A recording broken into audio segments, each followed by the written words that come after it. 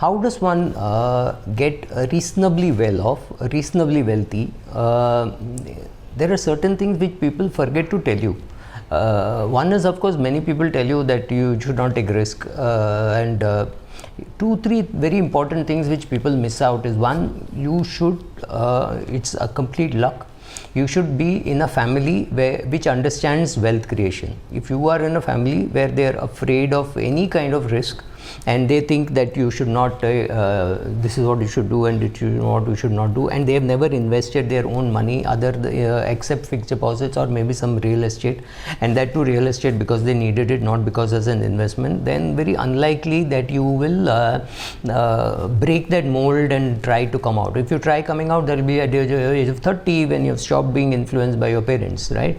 So at 22, it's very unlikely that you will find a method which is very different from what your parents have done, because that's what they've done, and they will very strongly dissuade you and say, no, share market is not for us, it's for a different community, we are not from that community, we are intellectuals, right? That kind of stuff. So you should be ideally from a family which understands equities, etc. So if your father invested in equities, half your battle is done. Second, you should marry a person who thinks wealth creation is important. If I'm assuming I'm talking to a man, so if it's a woman who thinks that money is, today you're earning money and you should spend, because my father never let me spend money, he kept us very, very frugal, so he didn't spend any money on us. Therefore, I'm going to react very differently, so I'm going to blow all the money as soon as I get it, you're in bad shape. So you have to then slowly convince her that we should get into wealth creation. The reverse is also true. I know a girl earning about, say, this is about 10-12 years back, earning about 70k a month and investing the whole of 70,000. She was staying with her mother and with her parents, and she was saving the whole of 70k. She was not spending anything because her father's purse would be open, and so the whole 70k she would be investing.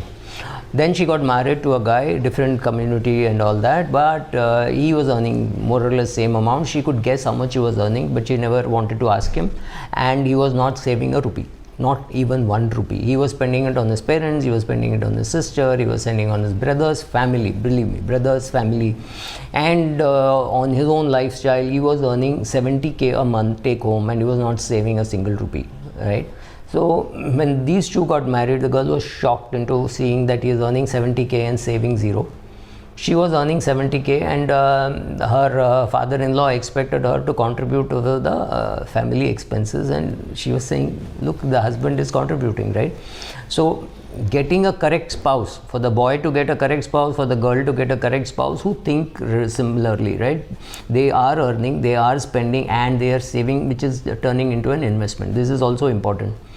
Another thing very important is knowing that you have to survive. So people today look at me and my broker, who is about 5 years elder to me, and say, you old people, you don't understand technology. Of course we don't understand technology. I don't understand crypto, I don't understand blockchain, I don't understand many of those stuff. I tried reading them up, and I know something about them, but I know one thing. Till I understand it much better, I'll not put my own money into it, and since I won't put my money into it, I will not do a video saying how to invest in cryptos. I don't know. I don't think I want to learn, simply because I can afford to stay away from it, right? But very important thing, one thing which I know, which the youngsters do not know, is survivorship. 43 years of being in the market is not something small, right? 43, no, 45. 1976, 77, 1979 I did my first transaction, so yes, 43. 1977 was things which I did, so 45. 43, 44 years of being in the market and creating money and not going down under, surviving for 40 plus years. Let's not get into 43 or 45. Surviving for 40 plus years in the market, having created some decent money which allows me to live for the rest of my life without worrying whether I will earn any money going forward, being able to live off my dividends, being able to do that is survivorship. Survivorship is the only way to wealth, right? So whether it is a film star like Prem Chopra. Prem Chopra I'm quoting because he's got 60 years of earning. Very few people will have 60 years of earning. When you take Buffett and see the wealth that he has created, it is 80 years of compounding, right? So I do not know whether Prem Chopra has done 60 years of compounding, but 60 years if you contribute into a fund, just imagine what will happen. You pick up any fund, you pick up a good large cap fund or an index fund, 60 years you're putting money into it, and after that you're withdrawing. It is a permanently created family heirloom. How did this happen? What all should you do? You should make sure that you do not die during the journey. That's very important, which means you should not make mistakes. Like people who have lost money in crypto, people who have lost money giving the power of attorney to their broker for doing day trading or something like loan against shares without even understanding what is being done, right? So these are not ordinary people. These are people who have been fund managers, or rather they have been advising others on how to invest in mutual funds. These are people who have lost their money, their clients' money, etc., etc. Anugrah Jewellers is just one example. 30 odd brokers have gone FUD, according to Money Life. Suchita Dalal has said about it time and again. Be careful about those things. Those are the things which will ensure that you die halfway during the journey. If you don't, I think it's Buffett who says, if you want to be there as the first one, right? If you want to be first, you have to first be there, right? If you're not there, you're not. It's a 10-kilometer race, right? And it's in a 10-kilometer race. If you drop dead in 9.9, you cannot be the winner. To be the winner, you have to first reach the end goal, right? So only after you reach the end goal can you think of seeing whether you are a winner or you're number 2 runner-up or number 5, number 7, whatever. It doesn't matter. But you have to first reach there. To reach there, you have to survive. That's very important. So many people don't know that the road to prosperity, whether it is Buffett or whether it is any film star or anybody, it is being continuously aware that you have to be in this. Don't touch don't touch balls outside the off stump. It is as simple as that. Be a Rahul Dravid or a Cheteshwar Pujara. Don't touch balls outside the off stump. You will get the loose balls. You will be able to hit. So if you don't know how to invest, you're 22 years of age.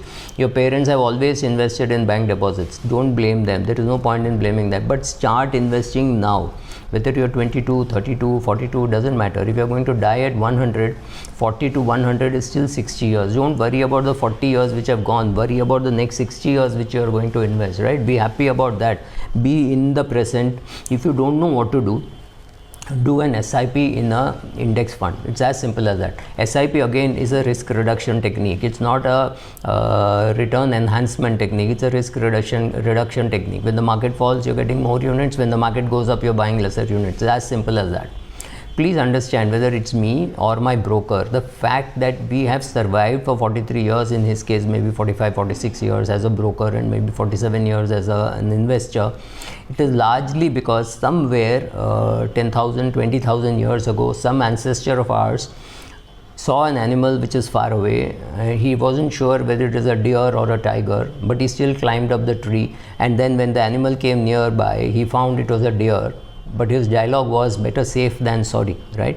So to him was born another kid, and slowly people like us who have descended from people who have been ultra conservative and ultra scared, and therefore they survived those ages, right? Or if he had not gone down, the tiger would not have negotiated with him. Can I just take one hand of yours? Can I take just one leg of yours? It would have been his end, and that person who died does not have descendants. So if you are alive today, somebody in your family was very, very scared, very, very conservative, and you could maintain your name, you could maintain your religion. Last 400, 500 years have not been very great for the people of any particular religion, right? So the Christians and Muslims have killed each other, but you have survived through that, right? You come through all that and you have survived and you have done well.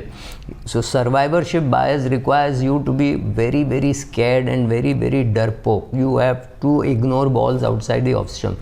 If there is a fight going on in the street, maybe your ancestors hid inside and did not go out and fight. Therefore they survived. So don't discount survivorship saying, oh, he's scared. People who are scared create wealth, right? So I would have bought maybe 20,000 shares of Diwan Housing, because I really honestly even today trusted the management, right? The management had an 80,000 crore problem. Believe it or not, they paid up something like 55,000 crores. Till that day I was very confident that if a company is paying up 55,000, they will pay up and they will come out of trouble. It didn't happen for various reasons. I'm not getting into that. I could do a separate video on that. But the fact is, because of that, I was happy to buy the share at maybe 70 rupees also on the way down. And I said, look, this is not too bad. But my broker held my hand, made sure that I didn't invest. So instead of X number of shares, I held maybe 3% of X. So I lost money. Yes, of course, I sold all the shares at 26 or 27. Of course, I lost money. There is no doubt about that. But I lost it on a much smaller number than I would have lost if I had my way. Because my broker held my hand and said, no more transactions in this. This is shit. It is going down. It will not survive. I was not so sure about it. So I was happy to buy, thinking I was being very smart, right? So you need to be conservative, your family needs to be conservative, your wife needs to be conservative, your advisor stroke broker needs to be conservative. You have to be, like they say in Hindi, a darpok, to create wealth in the long run, right? Sad or whatever, but this is the truth. Thank you.